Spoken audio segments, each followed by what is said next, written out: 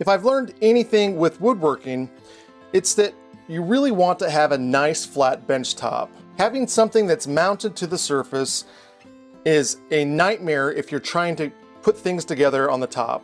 That's a problem if you want to use a steel vise on your bench. In this video, I'm going to show you how you can take a steel vise and turn it into a benchtop appliance. I'm using rift-sawn white oak.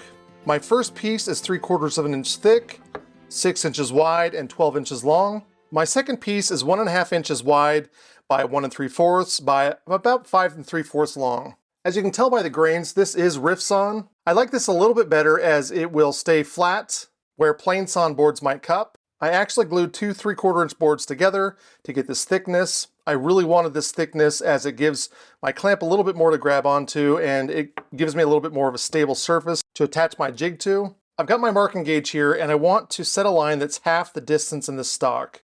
So half of 6 is 3. I'll draw a line that's about 6 inches up.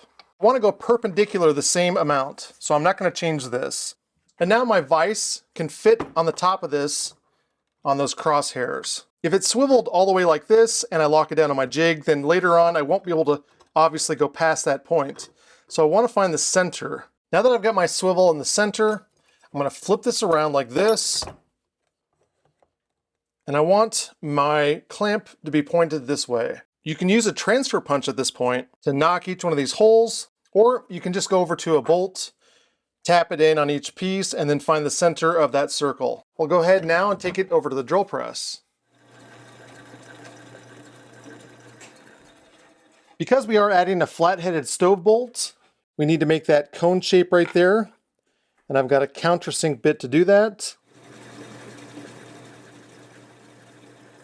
And when we go to put this in, it needs to be right below the surface. Before I add my vise, I need to add my block on the bottom side of this. Since the stove bolts go through the bottom like this is going to be our bottom side. I want my block to be 2 1/4 inches from the edge. So I'll go ahead and set this now. I really suggest making one of these. I'll have a link in the description for marking gauge, but they're really easy to set and use. I can't recommend these enough. I'll go to my edge and mark in 2 1/4 inches. Now I know I can line this up on that line and I'll be good to go. Like I said earlier, I stacked 2 boards and glued them together, and I really like to add 2 screws to each piece. So now that I got my line here, I know that I want to go in another 3/8 of an inch, which is half of the 3/4. It's going to be 2 5/8. I'll flip this over, and now I have a screw line. Now I'll add another 3/4 of an inch, so that will be 3 3/8. I need to add my cross line on each one of these, so I think I'm going to go in about 1.5 inches. And now I'll make my cross lines here.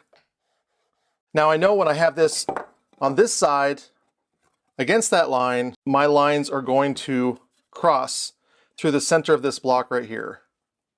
I'm going to go ahead and drill these out and we'll come back.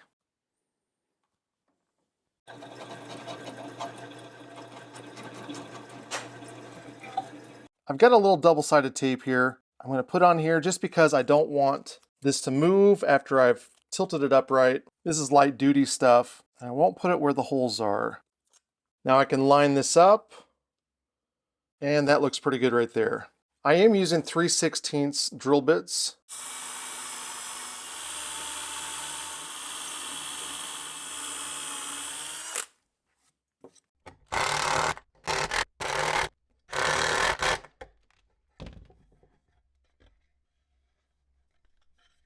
Before I add the vise to this base, I'm going to work on the second version of this. As you can see, the layout is exactly the same. The difference between the two is that this will be at the very end, like that. This, of course, means that your vise is going to be a little bit farther up, so you might want to bring your vise back a little bit, but keep in mind that we're going to be using a bolt to hold this to the table. I'll go ahead and set this one to the side.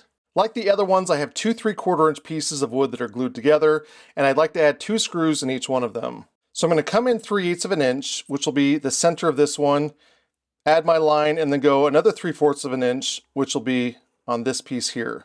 So I'll set this to 3/8 now. This is going to be the top of my jig. So I'll go ahead and mark this now. So if I add 3/8 and 3/4 of an inch, I'm going to get 1 1/8 inches. I'll go ahead and lay that mark out now. If I line this up on the edge, you can see that I'm on the center of each piece, which is what I want. And I'd like to come in 1.5 inches on the sides. So right about there and there. Like before, I'll go ahead and drill these out.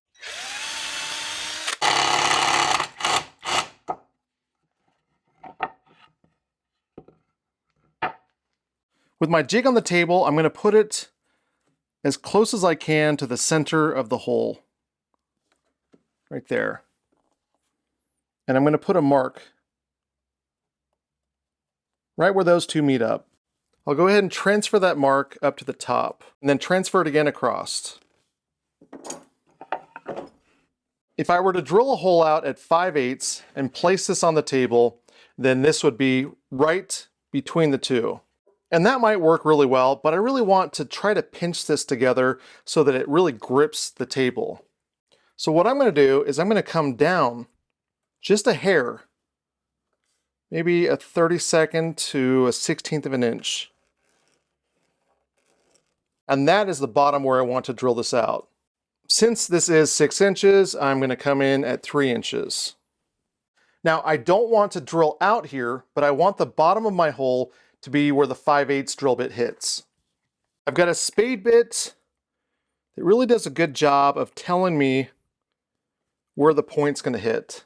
If I line it up to that line that I made, it looks like my point is going to be right there. If I measure that, that's 5/16, which makes sense. So I'll go ahead and transfer this over and make a crosshair like that. And that is where I want to drill out. Before we do anything else, we really need to make sure that we mark that with an awl.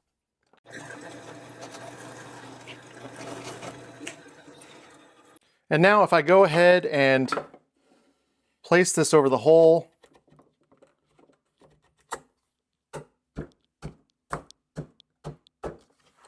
that is not going anywhere.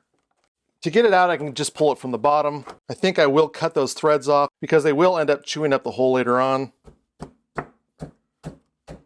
But that's a nice tight fit. With our vise on top, I don't see that going anywhere. Again, you could move this up a little bit and maybe lose maybe an inch if you wanted this to be a little bit shorter, but I really think that that works out. To finish this, we'll go ahead and add our bolts.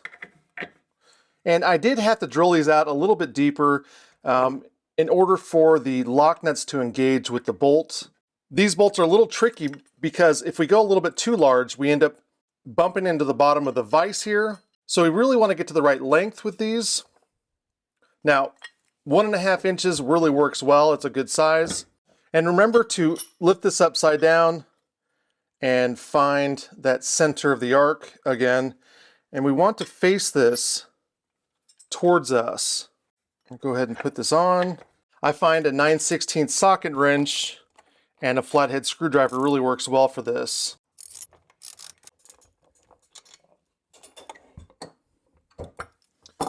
And there we go. I do get a good range of motion. And that's going to work really well for me. We'll go ahead and give this a try.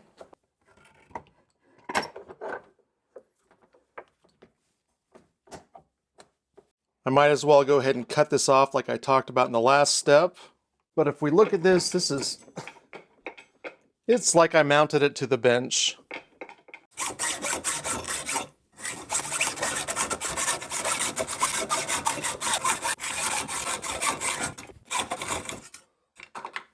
Yes, that is a little bit of a dull blade, but that worked just as well as my larger steel vise. Make sure that if you plan on cutting stuff on your woodworking bench, to grab a magnet to pick up any of the steel shavings. You don't want that to get into your wood. Now, the one thing that I like about this, and obviously this is not going to work with the dog hole version, I can put it on its edge like this. And now I can turn this and get vertical clamping.